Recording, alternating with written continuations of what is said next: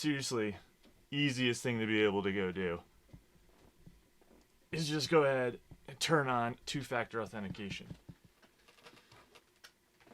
And not everybody's doing it, right? This is like day one stuff. Like, oh, I have a laptop, I have a system. Here we go. Let me send an SMS or Google Authenticator on my phone. Boom.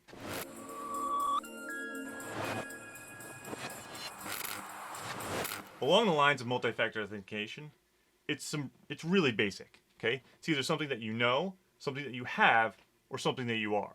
Something that you know would be something along the lines of your username and password. This has been basic security for a long, long time, and it's obvious that it's not sufficient anymore. Now we need to start moving to things that are readily available and easy to use, like something you have, a token, or if you're on your laptop and using a phone, you could be leveraging this as where you're putting in your username and password, and then having an SMS message sent to your phone, or using an application authenticator like Google or Microsoft, applications out like that allow these systems to send codes to that application where you can then authenticate. And obviously the last measure is something that you are.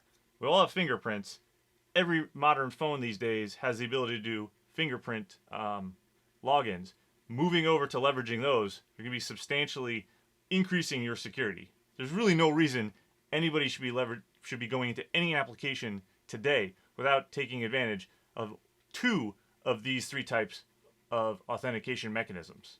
It's really basic stuff. Again, should all be using multi-factor authentication. Something that you know, something that you have, and something that you are. Is just go ahead and turn on two-factor authentication. And not everybody's doing it, right? This is like day one stuff. Like, oh, I have a laptop, I have a system. Here we go. Let me send an SMS or Google Authenticator on my phone. Boom. What attacker is going to be in possession of both application access, my username and identity, and my device? The probability of that is really small, right? Plus, I'm not in an attack vector, right? I'm not a target. That makes it realistic that this is something I have to worry about, that SMS and such, like that's going to be undermined. I mean, sure, the FBI just came out with this notification that they're using social engineering and other attacks to circumvent multi-factor authentication. The real question is how much does that actually matter to you? Like, is that relevant for you as a regular consumer? Okay, you kind of have to think about your attack and your target profile, Like, is it realistic to not enable or not adopt that practice just because the FBI came out and a lot of other people have actually seen for the last couple of years that there are ways to get around SMS-based two-factor authentication? Sure, you can do it, but it's still really relevant and protects you quite a bit than not doing anything at all. Will we have better solutions out there in the future? Sure, we should take advantage of them.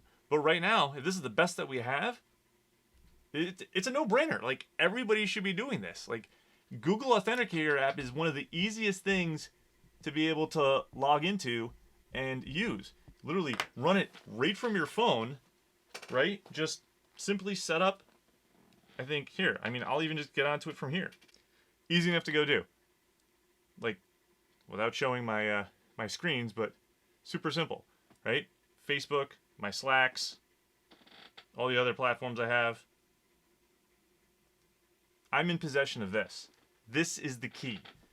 This is the key to be able to get into everything else, right? If I lose this, yeah, it's a problem. But guess what? You're not getting even into this phone unless you have my fingerprint, right? Or you know my codes.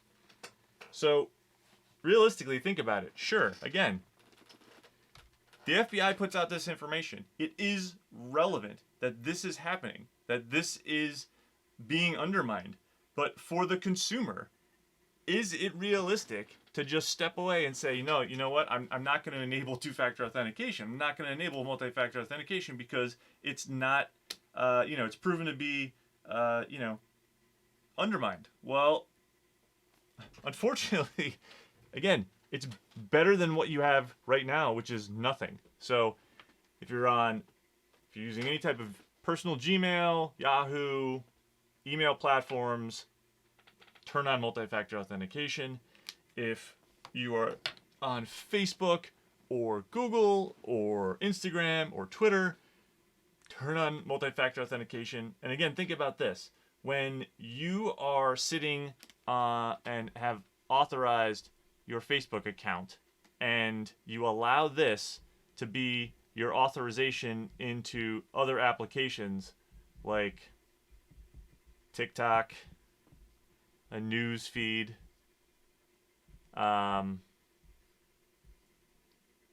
some other type of content or some other type of, Pinterest, right? Whatever it is you're also logging into, if you're not securing this, you're going to have a bad day when somebody takes over this account. So by enabling two-factor authentication, you're going ahead and securing everything else that you have access to. Anyway, just some thoughts. Easy enough to go do. Highly recommend it. Proven to be pretty successful. And again, something that you can do in your home life.